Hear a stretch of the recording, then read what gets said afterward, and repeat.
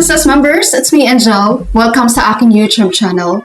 Ang isa sa mga way ni SSS para makatulong sa kanilang mga members ngayong panahon ng crisis ay ang pagbaba ng requirements doon sa kanilang SSS emergency loan.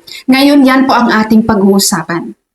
Number 1, ano ba itong SSS emergency loan? Itong SSS emergency loan po, ito po ay short-term loan na binibigay sa mga qualified members na nakatira po sa Pilipinas na kung saan nag-approve po ng state of calamity ang presidente ng Pilipinas. Number 2, ito na ang eligibility requirements. Dito tayo sa number of posted contributions. Yung pinaka-original nila guys na requirements ay kailangan dapat merong 36 months na contributions ang member. Pero ngayon po, ito yung pinapababaan nila ang requirements sa contributions.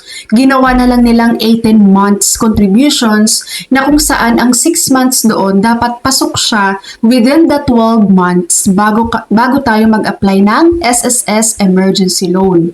Ngayon po, ito yung nangyayari. From 36 months na required contributions going down to 18 months na contributions na lang. And para naman po sa ating mga self-employed members, voluntary members, or land-based OFW members, dapat po meron tayong at least 6 months na updated contributions guys, based po sa ating current na membership type. Halimbawa, ikaw ay isang voluntary member ngayon from dating employed. So dapat po meron ka ngayong updated na 6 months na contributions as voluntary member. At ito pa yung isa sa pinababaan nila guys. Ang original nila na requirements dito, dapat kapag ikaw ay employed, yung employer mo updated dapat yan maghulog ng inyong existing na loan payment. Pero sa ngayon po, ang ginawa ni SSS, i-cover nila, i-accept nila yung merong minimal past due, no, up to 3 months. So kung meron kayong past due na up to 3 months lang, pwede kayong mag-emergency loan sa SSS. Pero kapag more than 3 months ang inyong past due loan sa existing nyo na loan, hindi po kayo eligible for emergency loan program. At dapat of course, nakatira po kayo sa Pilipinas and ang inyong updated po ang inyong home address sa inyong SSS records. At dapat hindi pa po kayo nakapag-grant ng final benefit katulad na lang ng disability and retirement.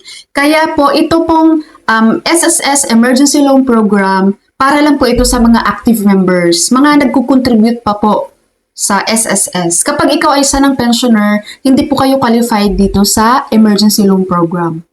And of course, dapat nasa legal age na kayo 18 to 64 years old. And sa original na requirements guys, ito na yung na-discuss ko kanina, dapat wala kayong past due.